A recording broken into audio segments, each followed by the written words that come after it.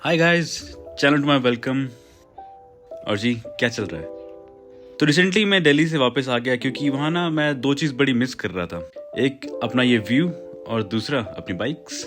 तो फटाफट एक राइड करने के बाद मैंने देखा कि यार काफ़ी टाइम से अपने इंजन का बफ नहीं किया है मैंने, तो फिर से ग्रे पड़ने लगा है ये। एंड जब तक मुझे अपनी शक्ल इसमें दिखाई ना दे जाए तब तक मुझे मज़ा नहीं आता। तो इसलिए आज हम देखने वाले कि कैसे एक मिनिमल सेटअप के साथ हम अपने इंजन को फिर से शाइन करके मेंटेन करेंगे। एंड वैसे तो इस टॉपिक पे मेरी एक पुरानी वीडियो भी है, लेकिन उसके बाद से हमारे साथ काफ़ी नए सब्सक्राइबर्स जुड़ गए हैं, तो इसलिए चलो एक बार फिर देख लेते हैं। एंड अब अगर बात करूं सामान की कि मेरा क्या सामान लगने वाला है, तो सामान कोई बहुत खास नहीं लगने वाला है इसमें।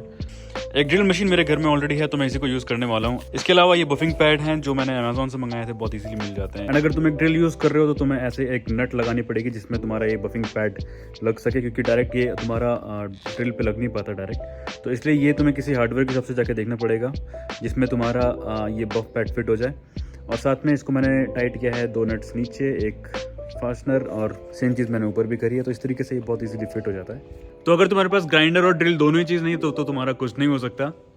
Just kidding. तब भी तुम्हारा हो सकता है। एक बहुत बेसिक सा लाइफ का रूल तुम्हें यूज़ करना है, अपना हाथ जगन्नाथ। एंड पॉलिश जो मैं यूज़ करता हूँ ऑटोसोल की पॉलिश, ये वाली। यार तुम इसकी हालत देखो एक बार, शर्म आ जाएगी ऑटोसोल को। एंड एक और इम्पोर्टेंट चीज़ जो मैं बताना भूल गया वो है ये। तो ये अपने 3M के प्रोटेक्शन ग्लासेस होते हैं। एंड ये बहुत इजीली अमेजोन पे फिर से मिल जाएंगे तुमको, और प्रोडक्ट्स की कोई टेंशन लेने की जरूरत नहीं है। सबके लिंक्स तुम्हें मेरे इस वीडियो के डिस्क्रिप्शन में मिल जाएंगे बहुत ईजी। तो मैं तुम्हें अपनी कहानी बताता हूँ कि क्यों ये ग्लासेस इतने ज़्यादा इंपॉर्टेंट बन जाते हैं। क्योंकि सेम यही काम मैं एक बार पहले कर रहा था। एंड ये जो बोल्ट है ये मे बी उस टाइम हल्का लूज रहा होगा, और मैं पूरा फोकस था उस टाइम पे, मशीन पे लगा हुआ था पूरी तरीके से। एंड अचानक हुआ क्या कि ये सडनली यहाँ से लूज होके पट छूटा। एंड ये निकला बिल्कुल मेरे आँख के लेफ्ट साइड से ऐसे। एंड वो इतना फास्ट था कि मुझे रिएक्शन करने का टाइम भी नहीं मिला। और उस टाइम मुझे पता चला कि यार एक यहाँ प्रोटेक्शन होनी बहुत ज़रूरी है, वरना वो सीधा जो ये कील जो बताई थी ना मैंने, अलग से तुम्हें हार्डवेयर से लेनी पड़ेगी, सीधा घुस जाती मेरे।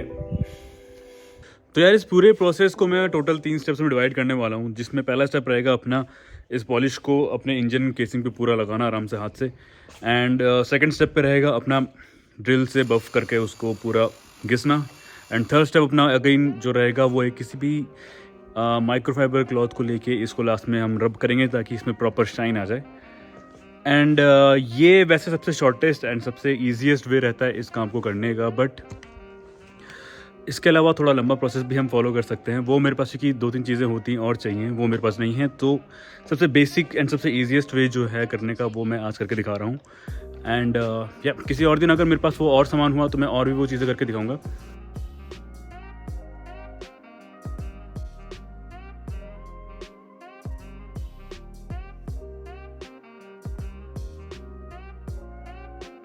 तो अब देखो 90% तक काम यहाँ पे ख़त्म हो चुका है। एंड अब जो लास्ट काम बचा रहता है वो अपना रहता है इस पे जो ये नॉर्मल से काले काले निशान हमारे जो थोड़े बहुत छूट गए हैं मशीन के बाद, इनको हमें एक माइक्रोफाइबर क्लॉथ को लेके साफ़ करना रहता है।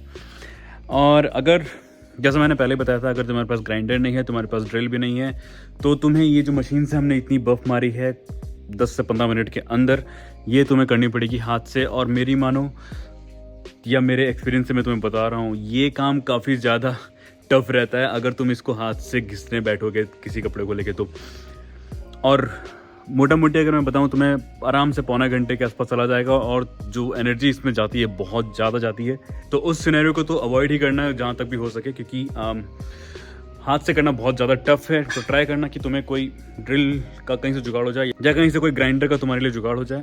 एंड जो मैं लंबे प्रोसेस के बारे में बता रहा था, जिसमें थोड़ा प्रोसेस और इसमें कुछ चीज़ें हमें करनी रहती हैं, उसमें यही होता है कि जो ये तुम निशान देख रहे हो नीचे मेरे इंजन केसिंग के, ये रहते हैं कुछ मेजर स्क्रैचेस या कुछ अलग से कुछ टकराया है, कुछ चीज़ें हल्की फुल्की, जो मतलब हल्की फुल्की नहीं, कुछ मोटे अगर निशान पड़े तुम्हारी बाइक पे, तो इन सब को कैसे अगर हटाना है तो वो चीज़ उस प्रोसेस में कवर रहती है। तो करते क्या है, उसमें हम थोड़ा सा रेग मार्क और 1-2 चीज़ें और यूज़ करते हैं इस पूरे प्रोसेस के अंदर ही। बाकी चीज़ें सेम रहती हैं। एंड उसको यूज़ करके ये चीज़ें काफ़ी हद तक हट जाती हैं। बट जितना इजी एंड सफिशिएंट मेथड जो रहता है वो तुम्हें मैंने इस वीडियो के अंदर दिखा दिया है। वैसे सिर्फ इतना काम करके भी तुम्हें काफ़ी अच्छे रिजल्ट देखने को मिल जाएंगे। जैसे तुमने अभी देखा मेरी बाइक पे, ऑलरेडी वो वैसे इतनी ख़राब कंडीशन में नहीं थी यार चश्मा।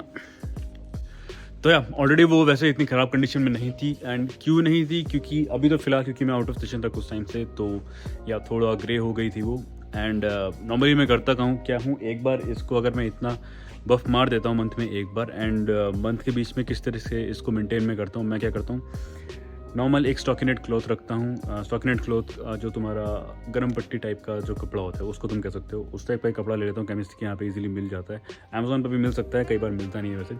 तो एक स्टॉकिनेट क्लॉथ को लेके बहुत आराम से हफ्ते के एंड में हर बार एक नॉर्मल सा एक पॉलिश ला के एक रब में मार देता हूँ। तो उस वजह से क्या होता है, आपकी बाइक का जो शाइन है इंजन का वो काफ़ी हद तक मेंटेन रहता है। एंड उसके बाद अगर आप 1 या 2 या 3 महीने में भी अपनी बफ चलाओगे अपनी बाइक पे तो चल जाएगा काम आपका, उसमें ज़्यादा आपको एफर्ट मारने की ज़रूरत नहीं पड़ेगी और बाइक ज़्यादा ख़राब होगी भी नहीं, वो मैं आपको बता रहा हूँ। एंड इसके अलावा अगर किसी को जानना है कि बाइक धोनी कैसे होती है, बाइक इतनी चमकानी कैसे होती है, किस तरीके से उसमें पॉलिश, बाइक के ऊपर की पॉलिश बात कर रहा हूँ मैं, टैंक एंड ऑल, किस तरीके से वो साफ़ रखनी है, उसके लिए एक मेरी काफ़ी पुरानी वीडियो है ये वाली, इसको देख सकते हो। इसमें मैंने बता रखा है किस तरीके से मैं अपने बाइक को धोने के लिए क्या प्रोसेस फॉलो करता हूँ, क्या क्या चीज़ यूज़ करता हूँ।